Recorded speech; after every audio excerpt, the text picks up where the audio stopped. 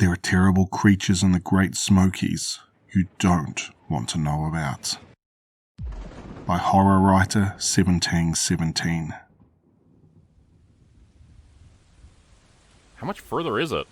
Neil whined. I had to admit, I was getting a bit tired myself. When we first decided to go on a camping trip in the Great Smokies, I wasn't expecting it would be this far. According to the map, we're almost there, Jean said. You mean the map that covers the entire state? Sharon said. Almost there. Could be 100 miles. Jean whipped around on her. Do you think I'm that stupid? Of course it's not a map of the whole state. I picked it up at the ranger station. It only covers the Tennessee section of the Great Smokies. He turned back and began trudging. Well, pardon me, oh great map master, Sharon said under her breath. Jean paused for a moment, then kept going. I knew he had heard her and wanted to chew her out, but with all that had happened, my thoughts were interrupted by the sounds of struggling behind me. Turning, I found Mike wrestling with his backpack. It had gotten caught in between two small trees and had him stuck fast. "Hold on there, bud," I said, trying to get down to him without getting my pack caught. Grabbing trees as I went, I worked my way down and got his pack unstuck. "Thanks, man," he said, sweat pouring off him. "As if this trip wasn't tough enough." "I hear you," I said. "You need to take a break for a minute?" "Yeah," he said, dropping to the ground. I chuckled, seeing the smallest of the group panting like a dog in the middle of summer. "Hold on here, I'll be right back." I struggled my way back up the hill, only to find the rest of the group hadn't stopped when I did. I couldn't see them. I ran for a little bit on what I thought was the trail, but didn't see any sign. Finally, in frustration, I stopped and let out a yell. "Jean! Sharon! Neil! Where are ya?" I heard the words echo back to me, but that was it. There was no answering call, no sound of brush being pushed aside as they came back to me. There was nothing. Even the animals didn't seem to be very talkative. It was quieter than it had been the entire trip.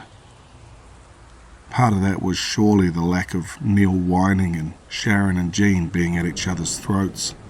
I wish those two would just give up and go get a room. Everybody knew they had it for each other bad, but they didn't seem to get it. Or maybe they did, and this is their idea of foreplay. Either way, I was a city boy lost in the middle of the forest. Jean had the map, and I had never been taught anything about direction or survival. I just came on this trip to hang out with my friends. A motel room in Gatlinburg, 5 friends catching some shows, shopping in Pigeon Forge. That was what I was here for. It was Jean's brilliant idea to go on this stupid camping trip. Even though he said he got the map at the ranger station, I knew he didn't listen to anything they said about which trail to go on. Jean was always the leader. He would have shooed them off and said he knew exactly where to go, even if he had no idea. Maybe I'm starting to see why Sharon hasn't hooked up with him yet. Maybe she's trying to knock him down a peg or two before he's ready to be civil. It had been 5 minutes since I had stopped and yelled. "Jean! Sharon! Neil!" I called again, louder this time. The only thing that got me was a louder echo coming back to me. I looked back at where I'd come from, only I wasn't sure of the exact direction. Jean had led us off the trail a while back, and I wasn't positive where I had left Mike. The dense canopy of trees left a little of the sun peeking through, still high in the sky. At least I'd have daylight for a while. Turning back the way I thought I'd come, I started back towards Mike. At least if we were together, there'd be 2 of us to find instead of having to search for another. It was a long walk. It seemed like I got to where I was a lot faster than I got back. I suppose trying to catch up with the people who know where they're going will get your feet moving faster. It wasn't long until I realized I'd been walking too far. I had somehow missed where Mike was. "Mike, where are ya?" I called, once again hearing the echo and nothing else. Looking around, I was sure this is where I'd left him. The trees all looked familiar, but then again, I didn't know how many millions of trees there were in the Smoky Mountains. There could be hundreds or even thousands of spots that looked exactly like this one. I began to question the wisdom, or lack thereof, of only one person having a map. A thought struck me. I whipped out my phone and tapped on the Maps app. Surely it could at least tell me where I am. Those hopes crashed and burned when I saw the no signal at the top of the screen. "Mike!" I yelled louder, more to vent my frustration. I collapsed on the ground, feeling more exhausted and hopeless than I had in a long time. And then I heard it. A faint call carried on the wind. It sounded like it was miles away. "Mike!" I yelled again.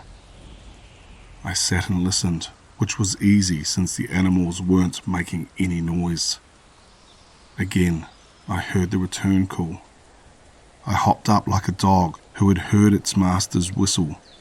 Taking a general guess at the direction I'd heard it, I began to march determinedly. It wasn't quite a run, but it was no stroll through the park either. The thought of no longer being lost, or at least not being lost alone, drove me forward. After a few minutes, I called again, then waited for the answer. It came from the direction I was heading, but somehow seemed quieter, like he was moving away from me. I broke into a run. My heavy backpack flopped from side to side, nearly making me stumble, but I didn't care. I was getting closer. I could feel it. I never saw the tree roots sticking up just enough to catch my toe and send me tumbling. I woke up to total darkness. Something big and heavy was pressing down on me. I panicked and tried to throw it off, but it had a tight grip on me. Thrashing all around, this thing held me with a death grip. I swung my arms, trying to punch it. My legs flailed to get it off me, but it wasn't happening. It had me, and it knew it. The most disconcerting part was how quiet this thing was. It didn't growl or snarl or anything, just held on to me like its life depended on it. Finally, my energy was spent. It had won. All I could do was lay there and wait for the inevitable. I waited and waited. Nothing happened. Maybe whatever it was had fallen asleep. I couldn't imagine all my thrashing around wouldn't have woken it up. I rubbed at my shoulder, which was now sore from the fight with my unknown assailant. As I did, my fingers brushed up against the thing that held me. Out of curiosity, I rubbed it where it held me. I immediately pitched a fit at my stupidity. It was my backpack. My head thumped off the ground in frustration at how stupid I'd been. Slowly, I unsnapped the latch that held the straps together and pulled my arms out. It was a huge weight off my shoulders when the backpack rolled onto the ground. I lay there for a moment, having forgotten how dark it was when I was fighting to the death with my backpack. Reaching into my pocket, I pulled out my cell phone and turned on the flashlight. As I was doing it, I saw the no signal was still at the top of the screen. I wondered if there would be any signal until I got out of this godforsaken place. I shone the light around and pieced together how I'd got in here, lying in a ditch, in the dark, in the forest. When I fell, I must have hit my head on the rock I saw in the ditch that had a small patch of dark red on it. I reached up to feel my head and found a tender spot. "That'd do it," I said of my unscheduled nap. Checking the rest of me out with the flashlight, I found no other injuries. There remained the original problem of being lost and alone. At least the animals were making noise again. That was somewhat comforting. Having evaluated myself, I shone the light around the area trying to find out where I was. The answer was simple and frustrating. I was lost in the forest, surrounded by trees. Letting out a sigh, I dug through my backpack and found some granola bars and a couple of bottles of water. Hunger pangs hit me in the gut like a line drive. I ripped open a bar and devoured it. Before I knew it, 3 of them were gone, followed by a bottle of water chugged like I was in the middle of the desert. As I was enjoying my feast, the animal noises stopped. It made the hairs on the back of my neck stand on end to hear such sudden and complete silence. Swallowing my last mouthful of water was so loud, it nearly made me jump. As my light drifted aimlessly, suddenly I saw a pair of eyes glowing just inside the tree line. They glowed an eerie shadow of yellow. I tried to remember if that meant it was a predator. Unfortunately, something in the back of my mind told me the silence was already telling me it was a predator. Whatever it was, strangely, it seemed to have no fur. Its grey skin made it look like no animal I'd ever seen. If anything, it reminded me of Gollum from Lord of the Rings. It was on all fours, but the front legs looked like arms. If I didn't know better, I would have said it was a child lost in the woods. But this was no innocent child. It crept toward me in a way that assured me it was hunting and nothing else. Nothing about the way it moved said helpless to me. I unzipped my pack and reached down to the bottom, all the while the predator creeping closer.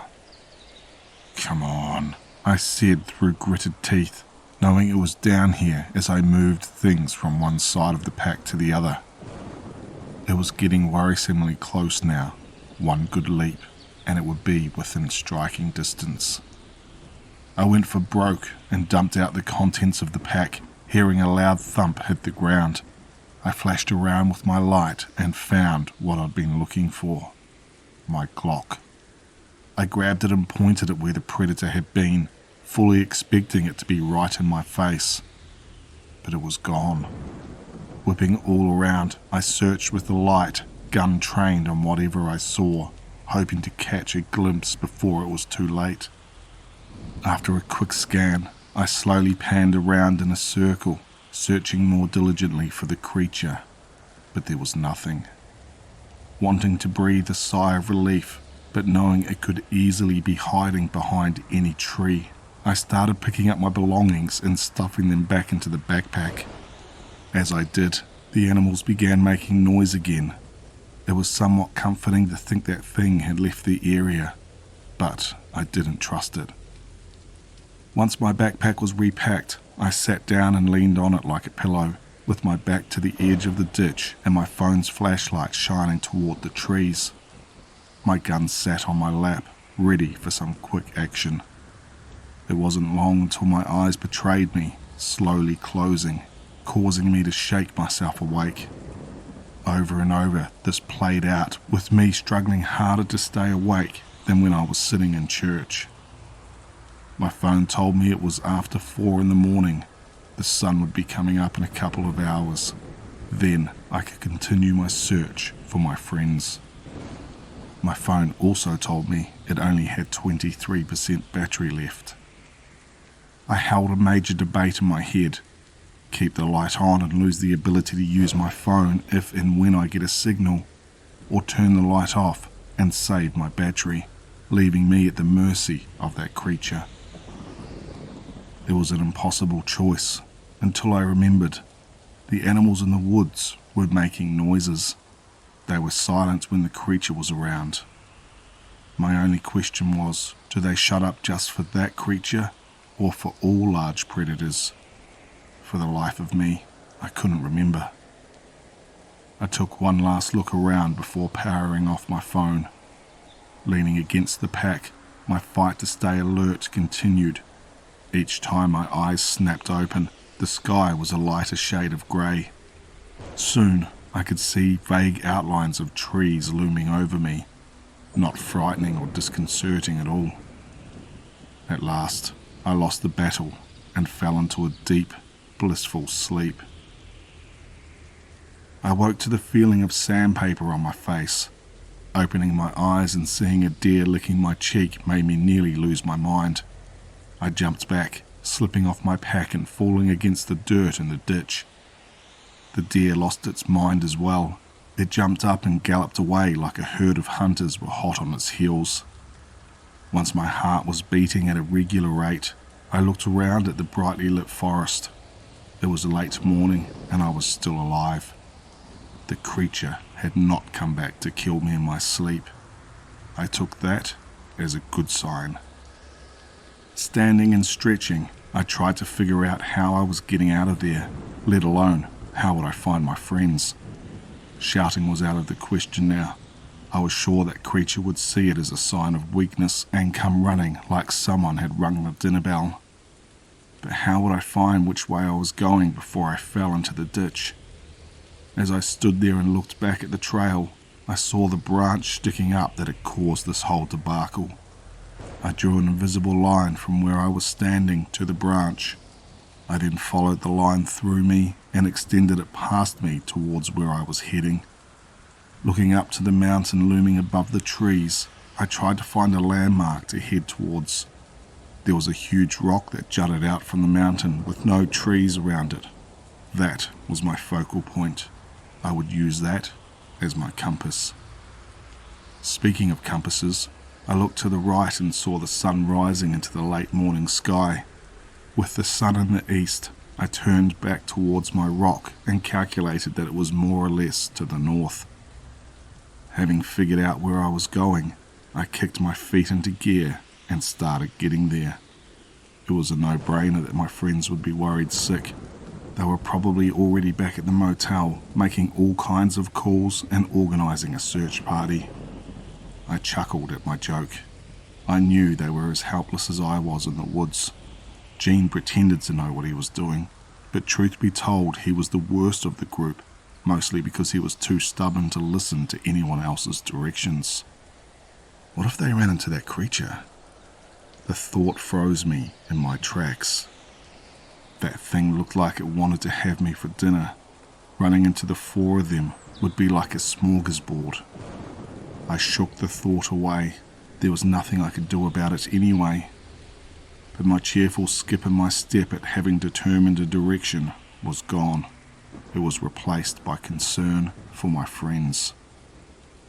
As I walked, I thought about Mike, how excited he was to come along and see the Dixie Stampede for the first time.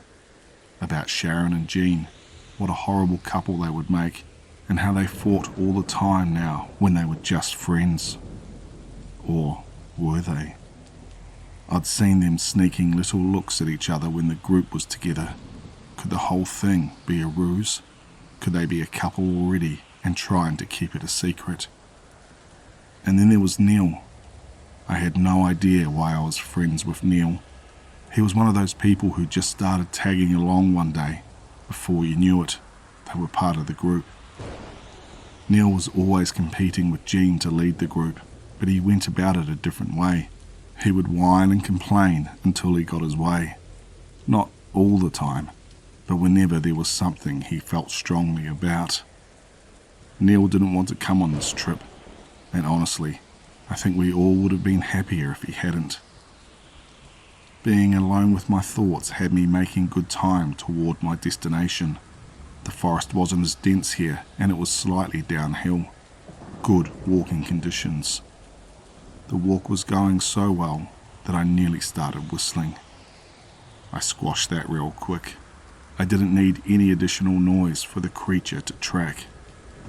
As it was, I would turn and look over my shoulder from time to time, just to be sure no one or nothing was following. Each time I glanced over my shoulder, the sky behind me seemed to be getting darker. The sun soon disappeared, and I could no longer deny it. There was a storm coming. I was stuck. There was no shelter except for trees, and rain leaks through them eventually. Even though I knew I would get caught out in the rain regardless, I stepped up my pace. Perhaps there was a rock outcropping I could shelter under. As I walked, there was a blinding flash, followed by a deafening boom that knocked me to the ground. At first, I thought a bomb had gone off. I looked around and saw a tree burning on the mountain. It looked like some giant had ripped it in half. Staring at this apparition and wondering what the hell was going on, I saw another flash that lit up the clouds. This time, the thunder was farther away, but still shook the ground. It was time to find that shelter before Mother Nature chose me as the target for her next lightning bolt. I ran towards the mountain as huge drops of rain pelted my back. It felt like I was getting hit by mini water balloons. It didn't take long for the rain to intensify, quickly becoming a deluge. The water came down so hard and fast that the ground didn't have time to soak it up. Since I wasn't on the trail anymore, I stumbled through puddles and mini bogs, struggling to stay on my feet as the muddy ground tried to swallow me whole. I held my hand above my eyes, trying to see where I was going, but the rain came down in sheets, reducing visibility to zero. Through it all, I kept trudging as straight as possible, hoping to find shelter. Without warning, I ran into something hard. It looked like I had reached the base of the mountain. I kept one hand on the rock face to guide me while trudging parallel to the mountain. Suddenly, nothing was pressing against my hand. I hadn't realized how much I'd been leaning on the rock until it wasn't there. I fell onto the surprisingly dry ground. Rolling over and looking up, I discovered I was in the mouth of a cave. I sat up and enjoyed watching the rain fall helplessly outside the cave while I was safe inside from the fury of nature. After a short rest, I began to rub my arms to stave off the chill of the air. I took my backpack off and looked through for anything that would be helpful. Fortunately, I'd packed a sweatshirt. I took off my soaked t-shirt and used it for a towel before donning my warm, somewhat dry sweatshirt. While I was looking, I pulled out another granola bar and devoured it, then downed my last bottle of water. Staring at the empty bottle, I held it out to one of the streams of water falling from the sky until it was full. Putting the cap on, I noticed the water wasn't as clear as I would have liked, but I wasn't out of the woods yet, and I might need it somewhere down the road. I sat the pack down, leaning it against the side of the cave entrance, then pulled out my phone and turned on the flashlight. The light penetrated only so far into the darkness. Even the diminished daylight could only illuminate so much. After that, it was like a shadow wall, showing only a large, black hole.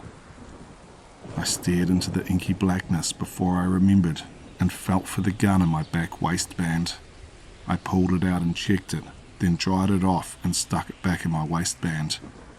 I didn't see the need to have both of my hands occupied if I stumbled.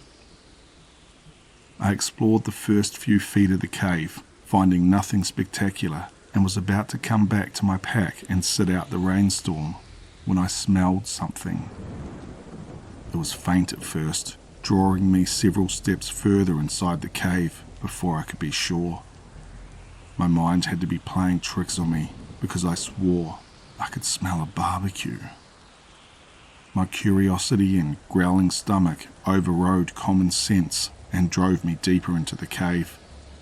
The light of my phone illuminated my steps as I carefully made my way towards the amazing smell of food. It wasn't long until there was a glow in front of me. A fire burned in the distance, just visible, bathing the cave walls in an orange glow. As the promise of a warm fire tantalized me, drawing me closer, I saw movement out of the corner of my eye that made my spine turn to ice.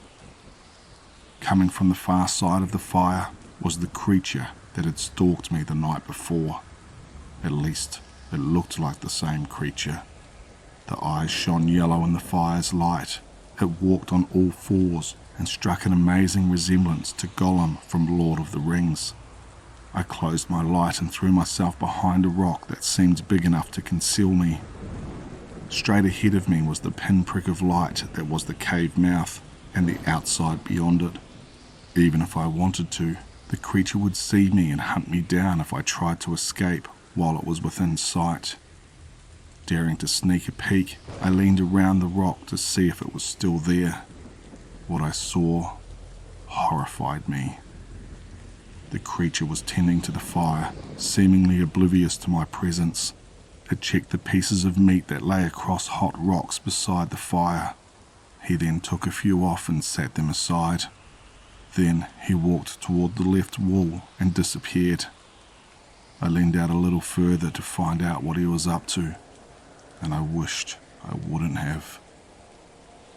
Hanging from a large wooden frame, tied in spread eagle, was a human male who had been skinned. The creature came up to him and carved several chunks of muscle with a large, primitive-looking knife. Once satisfied, he brought the pieces of meat back to the fire and laid them on the hot rocks where the cooked pieces of meat had been.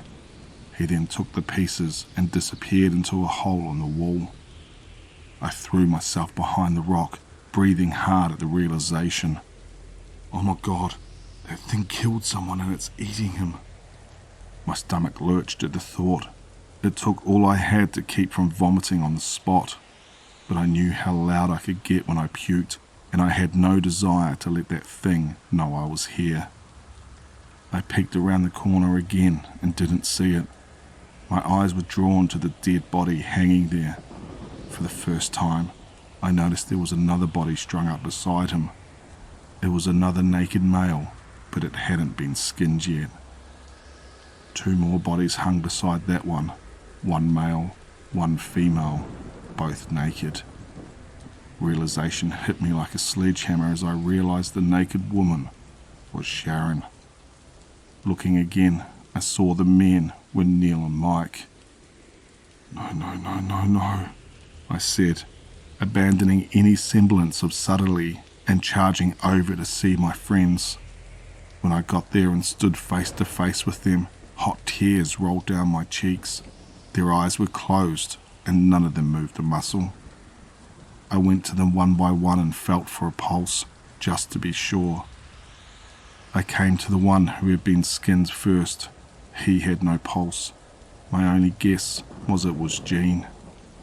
Next, I moved on to Mike. There was a scar on his neck and gore down the front of him. He also had no pulse.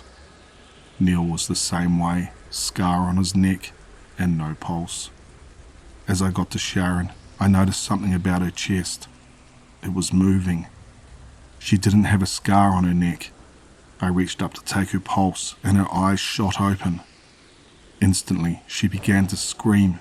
I covered her mouth with my hand, but I knew it was too late. You need to be quiet and pretend you're dead, or I will be. You understand? I said, still holding her mouth. She nodded, and I ran behind them as I heard footsteps approach. I stood behind Gene since he was the biggest of our group, and put my hands and feet behind his, posing in the same spread eagle. My only hope was that it didn't notice me. I didn't dare move as I heard footsteps enter the room and come over to where we were. I stood as still as a statue. Only my eyes looked over to where Sharon was hanging. I saw the creature stand and look at her. She had lowered her head again, looking every bit asleep or dead. The creature poked her breast with the knife, drawing a few drops of blood, but she refused to move. And then another creature stepped up to her, and a third. They poked and prodded her to see if she was awake, but she wasn't moving. Panic grew inside me. How many of these things were there? If I knew it was just one, I would have already shot it. But if hundreds waited in the darkness of the cave's side rooms, there was no chance. My thoughts were interrupted when I heard sounds coming from them. It was like chittering insects communicating. They spoke back and forth while standing in front of Sharon, who still refused to move.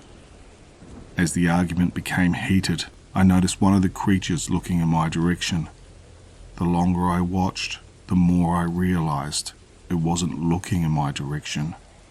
It was looking at me. It stepped around Sharon to the backside when its eyes grew wide and it began to screech. The other two looked from it to where it was looking and eventually found me. Their eyes narrowed as one came around in front of Jean's body and the other stepped between Neil and Mike. The one holding the knife was closest when I gave up on my deception, drew my gun, and shot all three. The sound of the shots in the cave made me instantly deaf. The only thing I could hear was my ears ringing.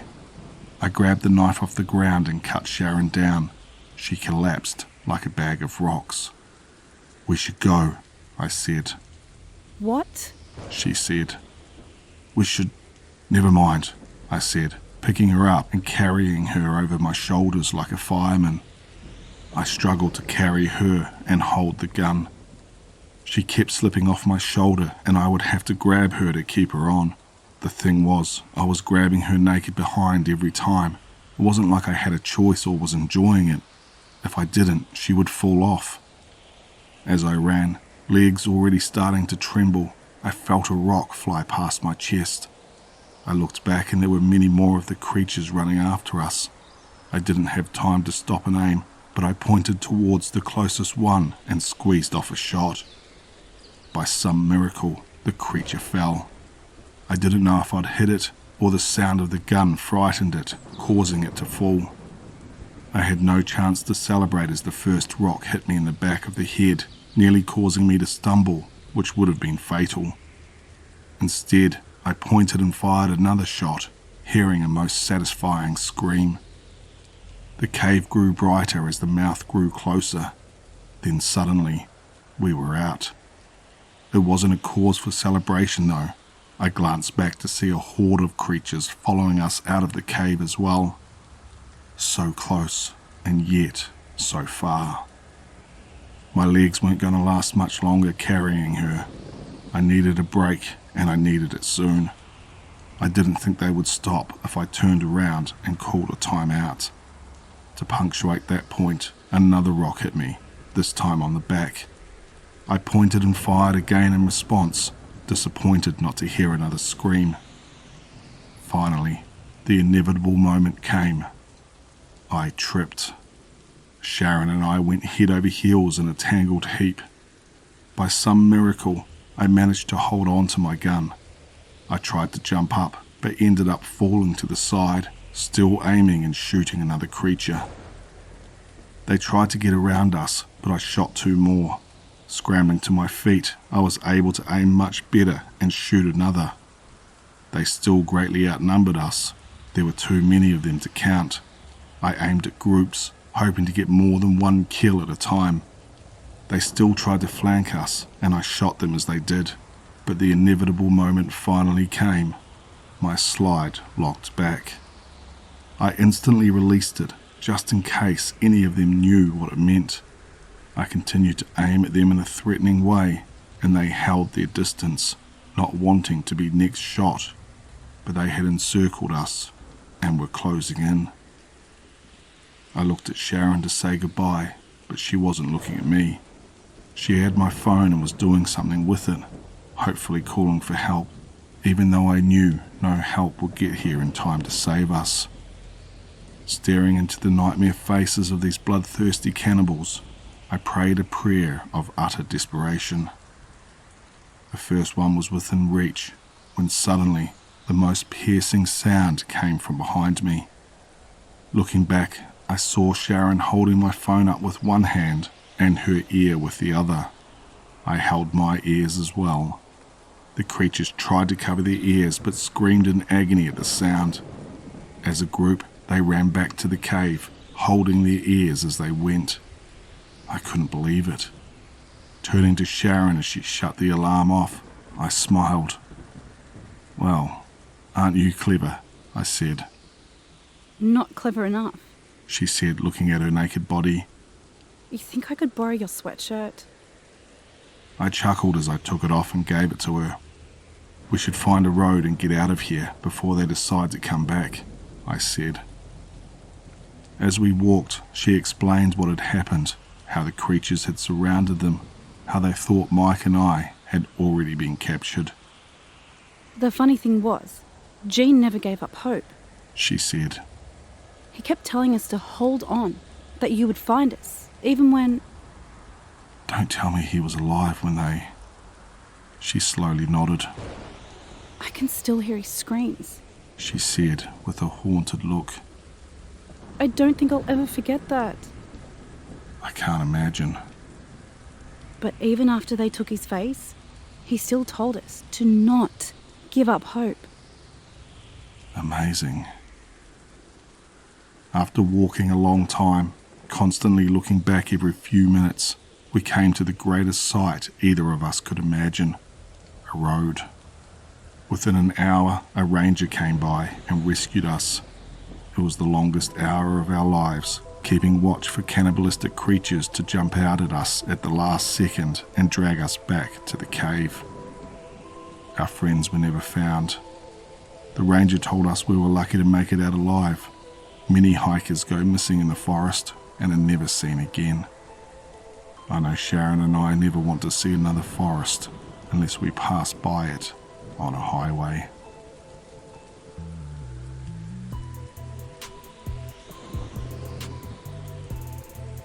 I just want to thank horror writer 1717 for allowing me to narrate that story, as well as my guest narrators who all took time out of their busy schedules to help me bring this story to life. Ponch Monster Studios, Jordan Group Horror, Dark Knight Tales, and Blight Research. I'll leave a link for all their channels in the description below, as well as a link for the original story where you can go and tell the author what a great job they did. If you're new here, please consider subscribing, and as always, stay tuned for one more nightmare.